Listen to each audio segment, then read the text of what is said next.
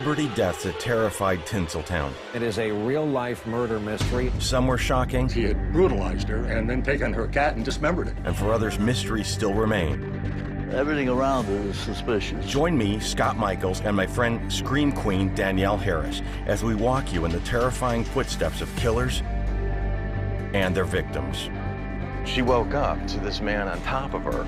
So lock your doors and windows. We're about to take you on a Hollywood death trip.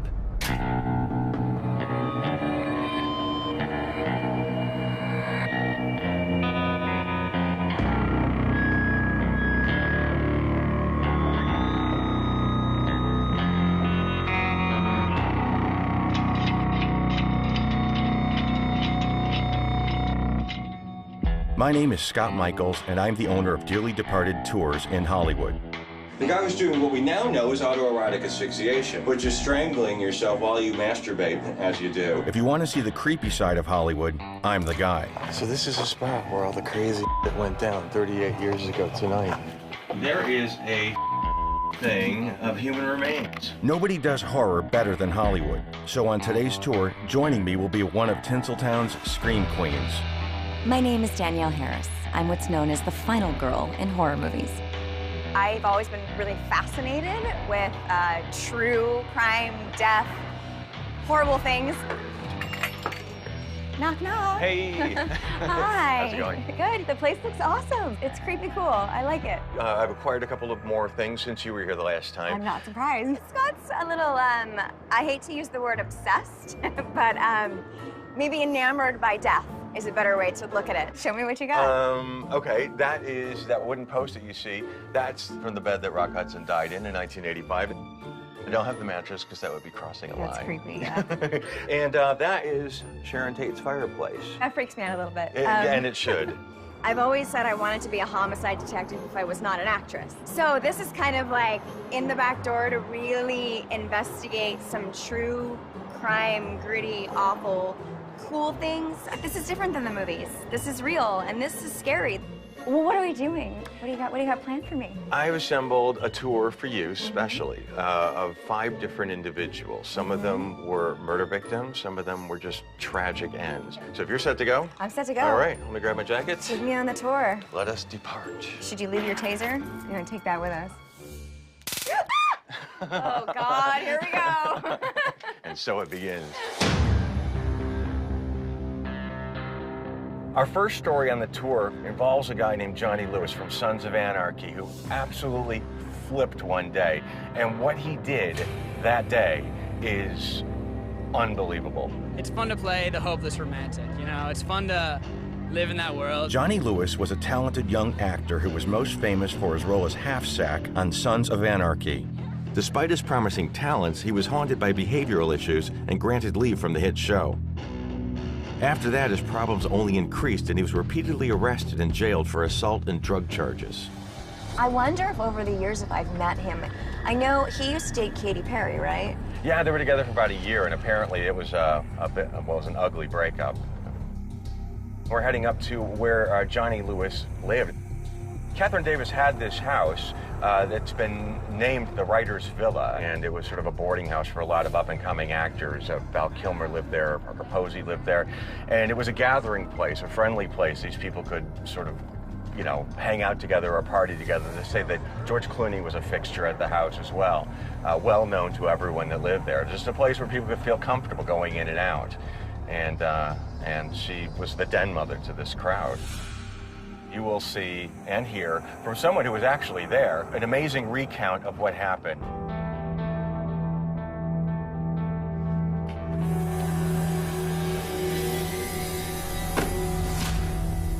This is where September 26th of 2012, it was about 10:30 in the morning, that the neighbors heard Catherine Davis screaming. And by the time the police arrived, Lewis was dead. He had jumped off that railing and landed in the driveway.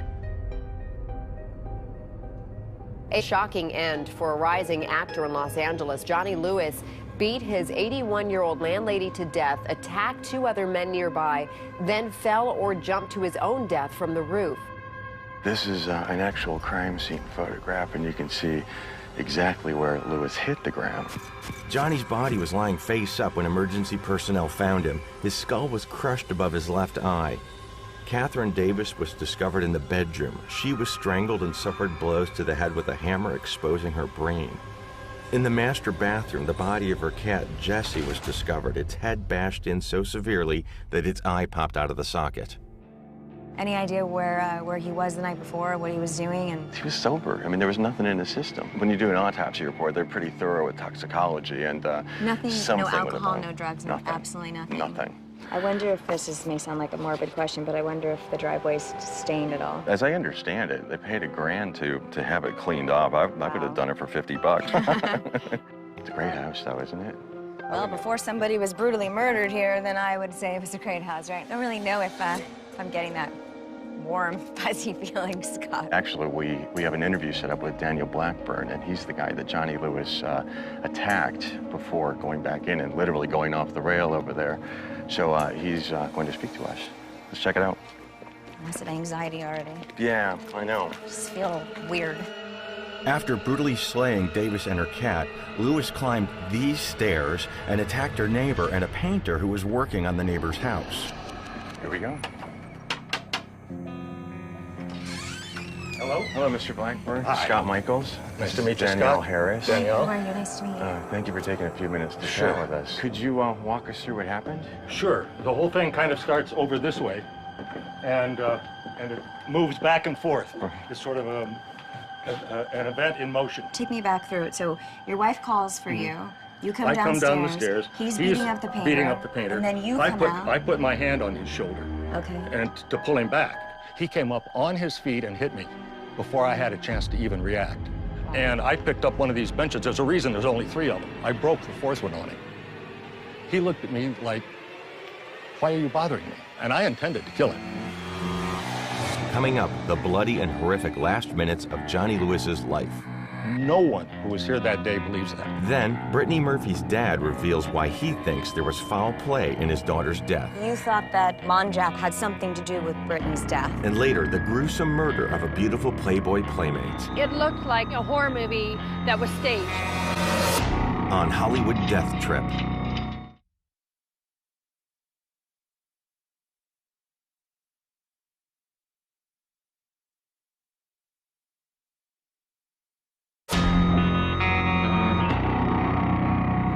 I'm taking Scream Queen Danielle Harris on a tour of Hollywood deaths. We just saw the crime scene where Johnny Lewis killed his landlady and fell to his death. Now we've joined Daniel Blackburn, Johnny's neighbor, as he recounts how he narrowly escaped becoming one of Johnny's victims. Take me back through it. So your wife calls for you. You come downstairs. I come down the stairs, and I picked up one of these benches. There's a reason there's only 3 of them. I broke the 4th one on him. I hit him right in the temple. It had no effect, and I intended to kill him. We ran in the house. All 3 of you, yeah. the painter and The your plan neighbor. was we'd slam the door and be safe, and one of us would call 911. Right. Well, the plan didn't quite work. He put his arm in here, like this, Yeah. to keep us from closing the door. So you and slammed it on his hand, on his so arm. we slammed it on his forearm. Wow. 4th time that we slammed it on him. He did finally pull it back, but at no point did he indicate that he was in any pain of any kind. And then he took off and from here and ran really fast right to the fence, and he just flew over it. I mean, I'm not exaggerating. He just, like this, and lands on that fence. No kidding. You stayed in your house still at this point, or did you come out? Until I saw the cops had come out. And they asked, what's going on? And I said, just because of instinct, I said, I think there's real trouble in that house. Something I think very bad has happened. And so they sent a couple of officers into the house because he had just brutalized her and then taken her cat and dismembered it. The coroner's report says no evidence of drugs or toxicity at all. Right. The police said to me when they were here that they'd gone into his apartment there and found drugs, the stuff for bath salts and happy drug. The speculation is that Johnny was using bath salts, a synthetic drug that looks similar to Epsom salts. Users have been known to experience hallucination and paranoia and exhibit intensely violent behavior. Bath salts do not show up in drug testing. It's a mystery to me that they could have reached the conclusion they did because no one who was here that day believes that. No one. Thank you. Thank you very much. My pleasure. Thank you. Thank Nice you. talking to you. Lock your door. Yes, ma'am. As an actor, Johnny Lewis showed a lot of promise, but as a man, he was tortured by all kinds of inner demons. A crippling addiction problem, as well as mental health issues, drove him to commit the grisly murder of an elderly woman and the macabre dismemberment of her cat. Johnny's trail of brutality ended in his own violent death. That's the first time I had ever heard of bath salts or whatever the hell they're called. Wasn't there somebody else that like ate the fake? Yeah. That's when I first heard about. Yeah, that guy attacked somebody to shoot his face off. I love how you think that that's funny. Insane. As horrific as Johnny Lewis's story was, I'm afraid this one might be more upsetting for you because we're going to be talking about Brittany Murphy. I know you were a friend of hers. We were friends when we were little girls, actually.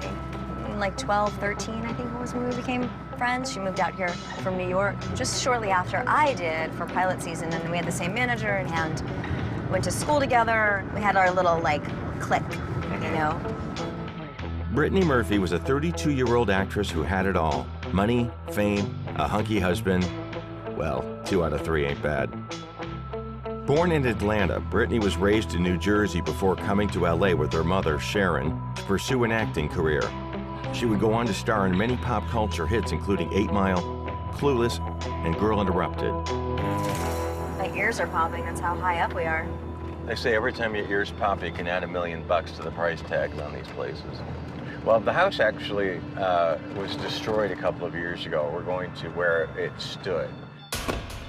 Actually makes me feel better that it was ripped down. It was December 20th, 2009, about 7:30 in the morning. Brittany's mother walked into the bathroom and saw Brittany's body on the floor and made this 911 call.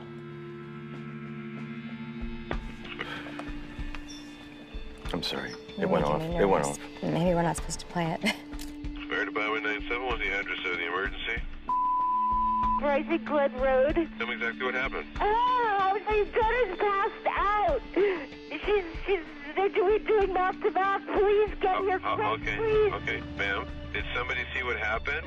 No. Okay, she's with you now? Yes, there's someone coming. Yeah, ma'am. You don't have to yell. We're going to send somebody out there, okay? Is she awake? Please, no. Is she breathing? No.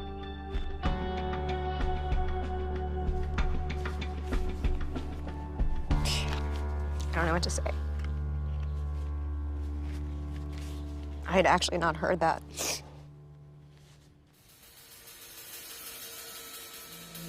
Paramedics arrived shortly afterwards, and she was taken to Cedars-Sinai Hospital, where she was pronounced dead at 10:05 a.m. The official cause of death was acquired pneumonia. Anemia with multiple drug intoxication was also listed as a cause of death. 6 months later, Brittany's husband, Simon Monjack, would die in the house that was right there of the exact same thing. We're going to meet someone with a unique view of what may have happened to both victims. Brittany's dad. Hello, sir. How you doing? I'm Scott. Scott, how you doing? Nice Scott? to meet you. This is Danielle. Hiya, Danielle. Hi. How are you? Have you been back to the house? No, not since the tragedy. Can you tell me what Brittany was like? She was a sweet kid. Kind, as as you can get. She just was a perfect little lady since the day she was born. When was the last time you saw Brittany? Approximately 4 months before she died. Forgive me for launching into this. How do you think that Brittany passed away? I believe she was murdered. Coming up, the untimely death of Simon Monjack. Natural causes or something more sinister? They both died of the exact same thing. And let's face it, the odds on that, you probably wouldn't bet 10 cents. Then, midnight murder in Beverly Hills. The mysterious death of publicist to the stars, Ronnie Chasen. It doesn't make any sense to me. And later, we recount the creepy details of the last night of Ashley Elleren's short life. She was last known alive at 10:15, but something horrible happened in that 30 minutes. All next on... Danielle Harris and I are talking to A.J. Bertolotti, Brittany Murphy's father, and he's just dropped a shocking revelation. How do you think that Brittany passed away? I believe she was murdered. By whom? I wish I knew by whom, but it's within the circle. Like Monjack, they both died of the exact same thing. And let's face it, the odds on that, you probably wouldn't bet 10 cents. Right. There was something that came up that I thought was unusual. After Brittany died, there were stories about Sharon and Simon, and they were insinuating a romantic relationship. I believe it. Do you? Yeah, I believe it. I believe it. But yet, Monjack, I sort of forgave in a way, but because he died, like I said, from the exact same thing she did. You thought that Monjack had something to do with Brittany's death. I think he was involved in it, yeah. But then why would he die of the same thing? Then he got the dirty end of it, see? Because he went away too. You're painting a rather sinister picture. It's just a case of getting it off my head, if I could, and seeing that she does get justice. She deserves it. Thank you. Pleasure. AJ's allegations of a relationship between Sharon and Simon is his take on the situation. Sharon Murphy has refuted the rumor that she and Simon were romantically involved and called the allegations disgusting. We're going to head downtown right now to the LA County Coroner's Office, where we're going to meet my friend Craig Harvey, who's the chief of operations. And Craig is going to provide details about what was exactly in Brittany's system. How'd you become friends with the coroner? Believe it or not, he respects what I do. I believe it, I believe it. Is this your first time, though, to the coroner's office? Yes, it is my first time. And you won't forget it, I promise you. The next time, I bet you I won't remember it. Hey, Hello, Scott. Chief. How you doing? Good to see you. This is Hi. Danielle. Hi. Danielle, Nice hi. to meet you. Please come in. Shall we? Thank you.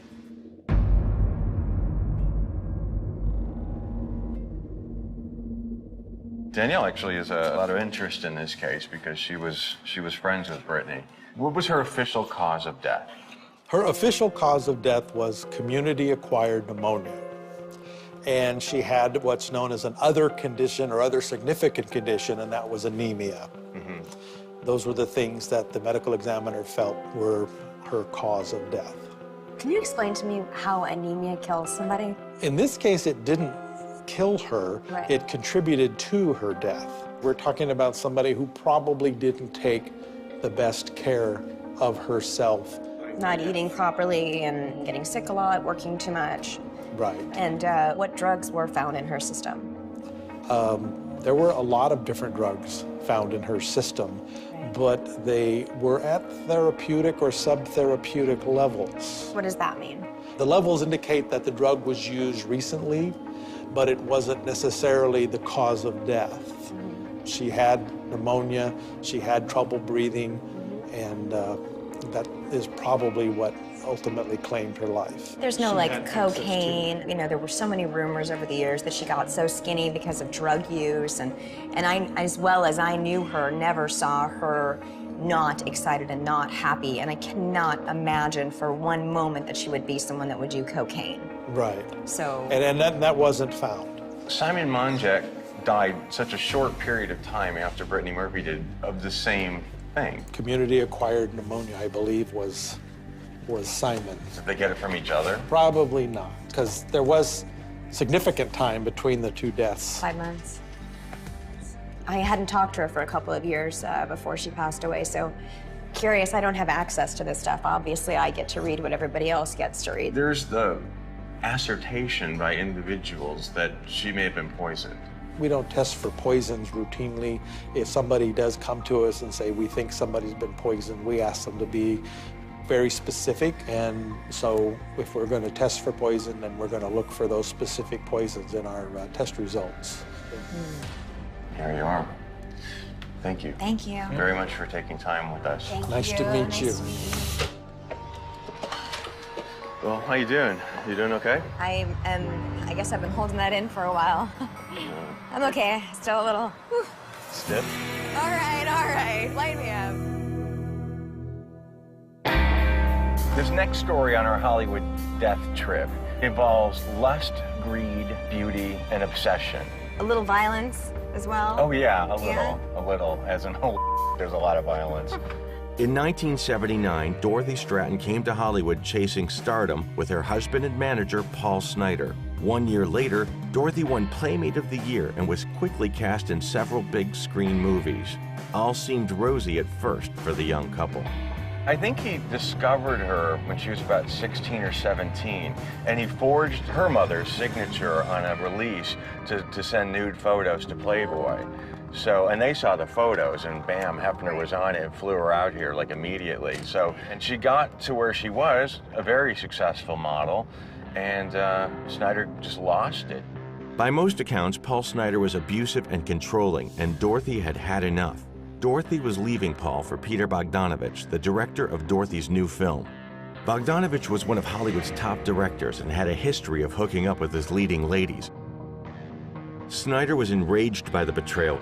You know, clearly losing it, wanted to be with her, more like possessor, right. I think. And the farther away she got from him, the more insane it made him. She had some messed up men in her life, you know? We all do, Scott. In 1980, this was the home of Peter Bogdanovich, and Dorothy Stratton had moved in with him. On the morning of August 14th, 1980, Dorothy got in her 67 Mercury and drove out these very gates from this glamorous Bel Air home to meet Paul Snider for the very last time. She literally drove from the splendor of Bel Air to the squalor of Paul Snider's apartment, right off the freeway. She was going to end it. This was going to be it. This was her last meeting. And you can just imagine what was going through her head. I mean, it's probably quite clear he was losing it. So that's their apartment, right there. Really? Yeah. Is this it right here? Yeah, really? this is it. This is awful. Nice neighborhood. So, Dorothy's Mercury was parked just outside that door to the right. August 14th, this is the anniversary, actually. It happened on this very day. The last time Dorothy Stratton breathed fresh air, she walked through that door, and that was the end of it. No one knows for sure what transpired during their meeting. The official version is that Dorothy arrived at noon to make the final break with Snider, and he lost it. Dorothy was sitting on the corner of the bed when Snider put a shotgun up to her cheek and pulled the trigger. Half an hour later, he turned the gun on himself and fell on top of it.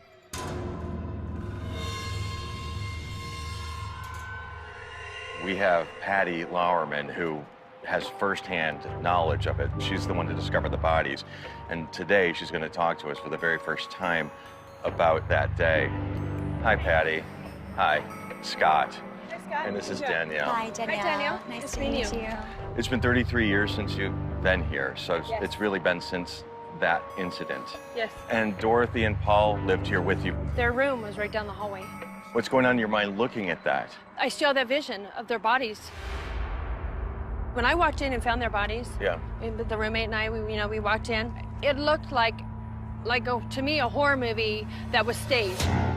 Coming up, the deaths of Dorothy Stratton and Paul Snider. A murder-suicide or double murder? Questions remain. The first thing Steven said was, "Oh my God, it's a mass suicide."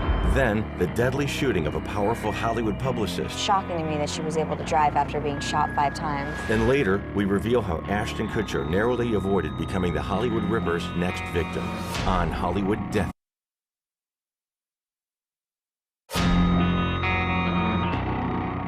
I'm Scott Michaels, owner of Dearly Departed Tours in Hollywood, where we visit the dark side of the City of Angels. Danielle Harris and I are at the site of the deaths of Dorothy Stratton and her estranged husband, Paul Snider. Patty Lauerman, Dorothy's former roommate, is recounting the awful details of the night she found the bodies. I still have that vision of their bodies. When I walked in and found their bodies, Yeah. the roommate and I, we walked in. It looked like to me, a horror movie that was staged. The other roommate who discovered the bodies was Dr. Stephen Kushner, the owner of the house. All 4 roommates were regulars at the Playboy Mansion. And right when we opened the door, the first thing Steven said was, "Oh my God, it's a mass suicide."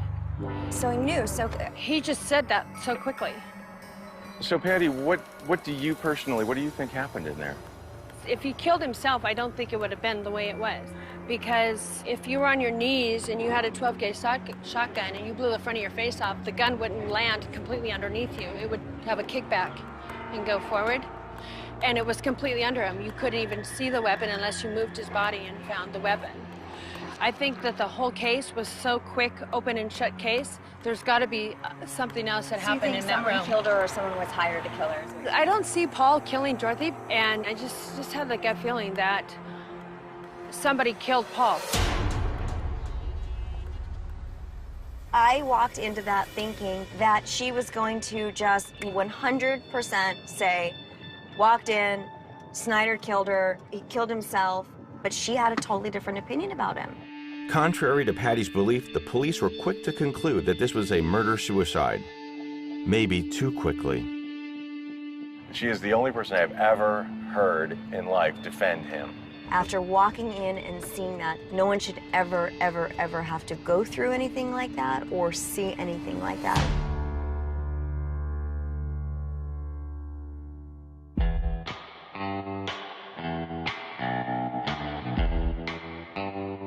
We're standing in front of the Chinese Theater right now. This beautiful theater opened in 1927. If Hollywood was a religion, this is its church. Now, on November 16th of 2010, they had the premiere for the movie Burlesque here, starring Cher and Christina Aguilera. Also attending that night was a 64-year-old publicist, Ronnie Chasen. Ronnie Chasen, or Veronica Cohen as she was known to her family, was raised in New York City before moving to LA to pursue a career as a publicist.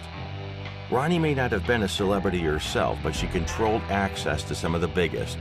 She was a publicist who worked for movie studios and major stars such as Michael Douglas and Morgan Freeman. After the premiere at the Chinese Theater, Chasen had invited guests here to the W Hotel, and the after party was held up in Dre nightclub. When Ronnie got here, she'd have 2 hours left to live. One of the last things Ronnie Chasen would do in life is sit through Burlesque. Ouch. At 12:15, after the premiere party was over with, the W Hotel valet brought her car up here. She got into her car right here, and now as we continue, we're on the route she took, the 7+ miles. She was heading down the Sunset Strip to her Westwood home. As of this point where we are right now, she'd have 20 minutes left to live. She just never saw it coming. It is a real-life murder mystery involving one of the best-known and most powerful publicists in the entire movie business. According to Beverly Hills Police, the official version of Ronnie's murder is that she was gunned down at the intersection of Sunset and Whittier by carjacker Harold Martin Smith. So this is the intersection. We are exactly where she was. Now, Harold Smith, they say he stashed his bike over there somewhere, and what he probably did was stop her. He was standing in front of her because her window was rolled down. So she probably rolled down her window to say, "Get the f*** out of here," because Ronnie got her way. And that's when he opened fire, allegedly. That's supposedly how it transpired. There were no other cars coming this way when she's sitting here? It was weird. No cameras, no other cars, no witnesses, a guy on a bicycle riding through Beverly Hills. It doesn't make any sense to me. Here we are, bam, bam, bam, bam, bam. Ronnie hits the gas, probably instinctively just heading towards her home. Maybe she just wanted to get away and get out of there. I would have just hit the gas and gone anywhere. So I don't know why she continued with the left-hand turn after she was shot.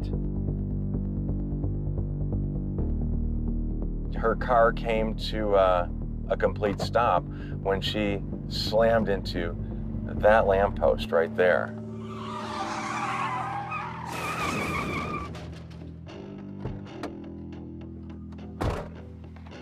So the Mercedes was coming down this way, and it came to rest right here. Actually, she hit that post. The post crumbled. Bam. Oh, yeah. Shocking to me that she was able to drive after being shot 5 times. The weird thing about it is that nobody caught it on camera. All these, you know, mega million-dollar houses, nobody has cameras outside. This is like How fast do you These have are to be concrete. going to get this out of the ground? Yeah, this is concrete. Who's that? Coming up, was Ronnie Chasen the victim of a carjacking or a hitman? And shot himself in the head at that moment. And later, the Hollywood Ripper's evil aftermath. That morning, I got a phone call from our friend Jack, and he told me that Ashley was dead. Next, we're digging into the murder of Ronnie Chasen, who was brutally gunned down in Beverly Hills. The police suspect the carjacking gone wrong, but now we're about to meet an investigative journalist who believes that the truth is a very different story. Who's that? That's theory number 2. Ryan? Hi. Nice to meet you, Scott. Good to meet you, Scott. And this is Danielle. Hi, Danielle. So I understand you're a filmmaker. Yes, I am. And your film has a particular interest to us right now. 638, The Death of Ronnie Chasen.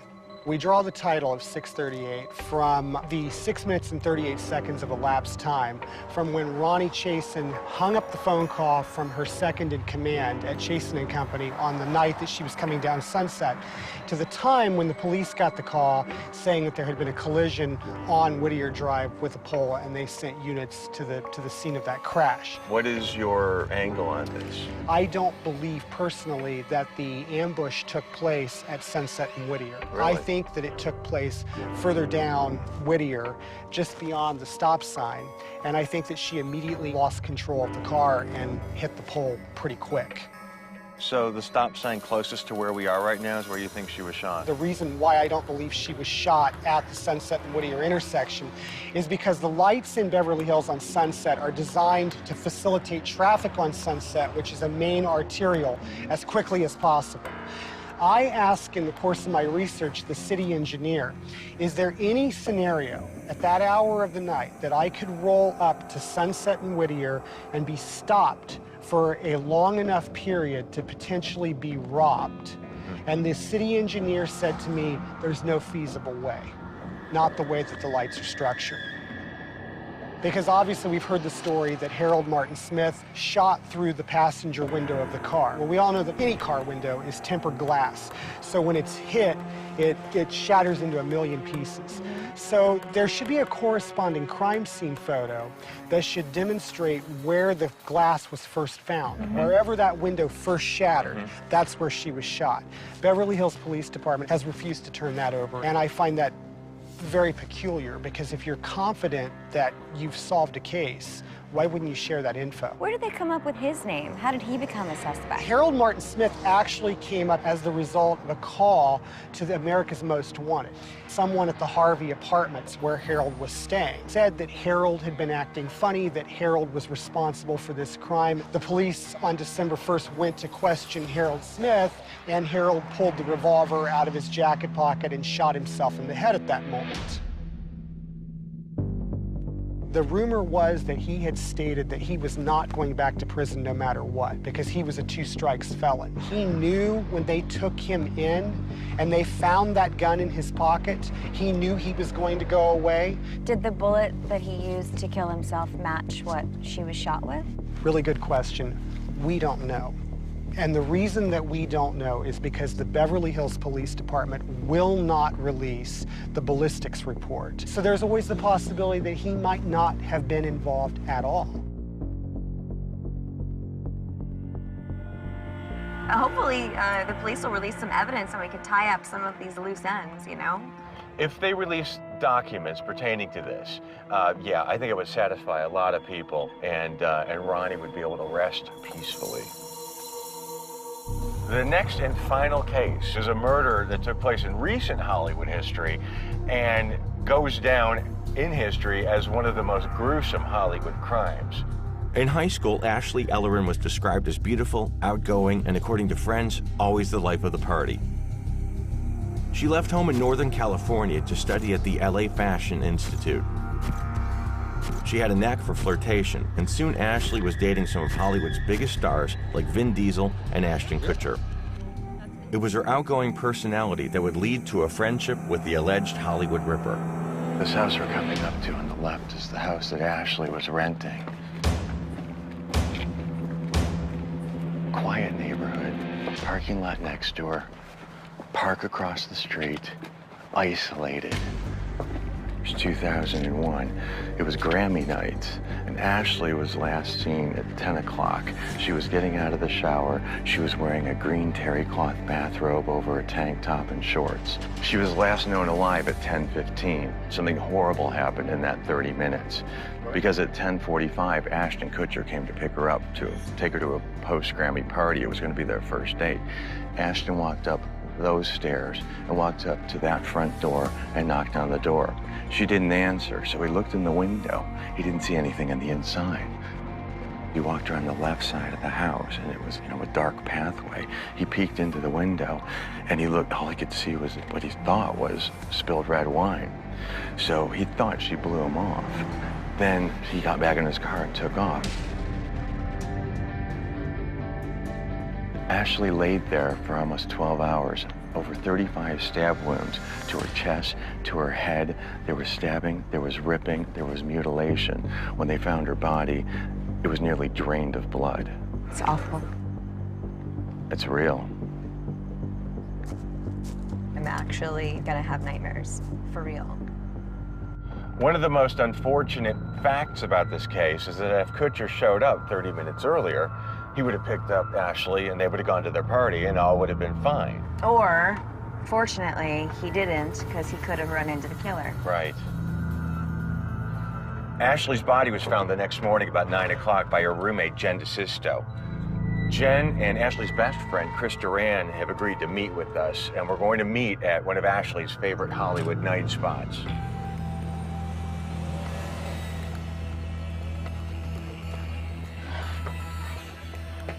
This is a landmark. This is Bordner's Bar. It's been here since 1942, and almost every serious drinker in Hollywood has visited Bordner's at one point in time. So let's go check it out. Hi, Chris. Hey. Scott, nice to meet you. This is Danielle. Tell us about Ashley and how you became acquainted with her. I met her through her roommate at the time who lived in the house. He introduced me to Ashley, and we just became best friends, like, instantly. Can you, in your own words, describe Ashley the way that she was? She was just beautiful. She was, like, spontaneous and, like, just spur of the moment. We would jump in the car and go do something. Just a beautiful soul.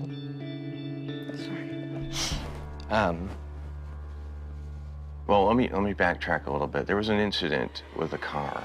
Yes. Can you explain what happened?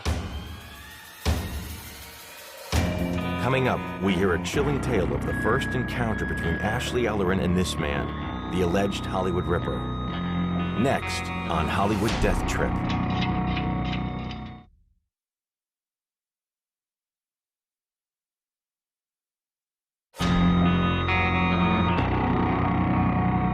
I'm taking Scream Queen Danielle Harris on an exclusive tour of sensational Hollywood deaths.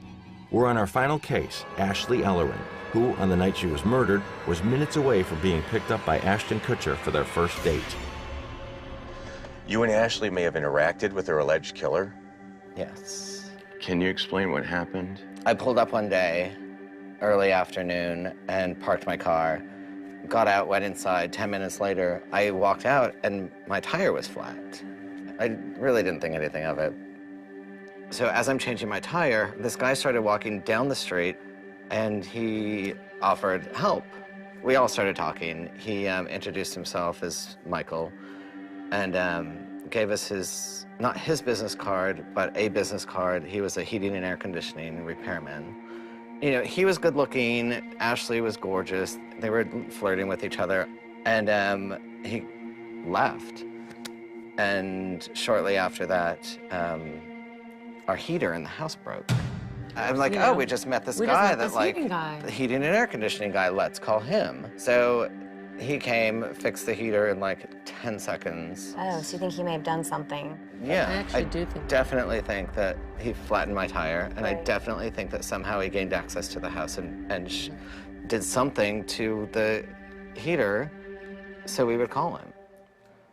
And then, you know, you call someone to do a favor that you just met, and it's like, yeah, you just start hanging out with him. And he would just show up at parties, and it just started being really weird. So did she get uncomfortable around him? I don't think Ashley got uncomfortable around anyone. I had read somewhere that he told, was it Ashley or you, that he was being investigated for another murder? He had come to the house one day and said that he was, there was Chicago FBI at his apartment wanting to get some DNA samples about a murder from long ago. And I just remember thinking, if you have nothing to do with it, like, why run? Turns out it was Patricia Ficascio when she was, I think, 16. And that whole thing It was is just mind-blowing. a tragic story. And that's when everything about him started just creeping us out. Jen, can you tell us how you discovered Ashley's body? I can. I got there and I went up the stairs, opened the door, and when I looked over, she was laying across the 2 stairs, you know, like covered in blood, and but to me it seemed like covered in a color or something was like a joke, so I kind of walked up toward her, and then I realized that this was definitely not a joke. And then I got freaked out that someone might still be there, so I just ran out and called for my cell phone. That morning, I got a phone call from our friend Jack, and he told me that Ashley was dead. So how soon after this happened did you kind of go, oh, I think we know what happened? It took a really long It took time. a really long time. I think after he was caught, the detectives It was actually called, the detectives that were detectives really so called us on the back case. in. They're what phenomenal man. Every couple of years, we would get phone calls and like some break in the case or something. But in 2008, when he was actually caught, and when they called us in and started asking us about him, everything just kind of falls into place, and you're like, oh my God. The suspected Hollywood Ripper is 37-year-old Michael Gargiulo. He was arrested in 2008 and charged with the murders of Ellerin and 2 other women, as well as the attempted murder of a 3rd. He has pled not guilty and is still awaiting trial. It was really the most horrible thing ever. I was on the stand in the preliminary hearing for, I don't know, 2 or 3 hours. It was terrible. The entire time, he was just staring at me. Like, if I ever get out of here, I'm gonna kill you. It was the most horrible thing, aside from the murder of my best friend. It was the hardest thing I've ever had to go through. And But you had to do it for her. Exactly. I can't not tell her story. I lost my best friend. It was so pointless. She was a great person. Nobody deserves this. Coming up, Danielle and I visit the new home of Michael Gargiulo, the alleged Hollywood Ripper. So realistically, he could be looking at us right now. Next on Hollywood Death Trip.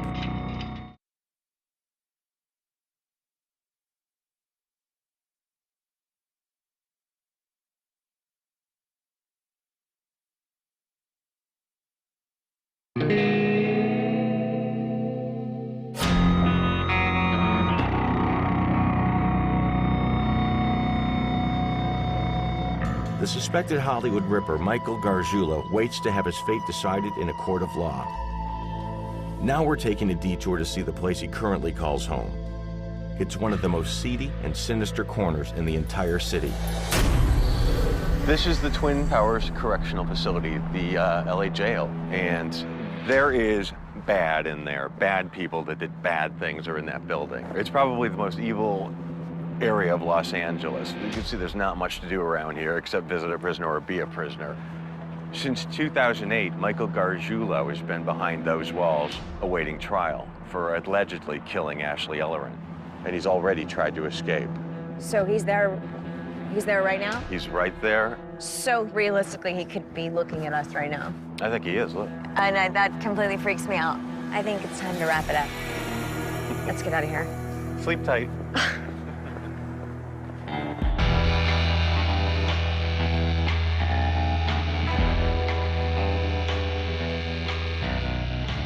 Home sweet home.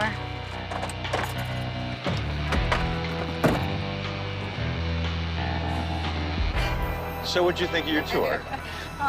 It was really fun and really freaking frightening. Right. So, thanks. I'm not going to sleep tonight or tomorrow night. Always remember, death is a trip, but it's a living. It is a living. See you later. Bye, Danielle. Take care.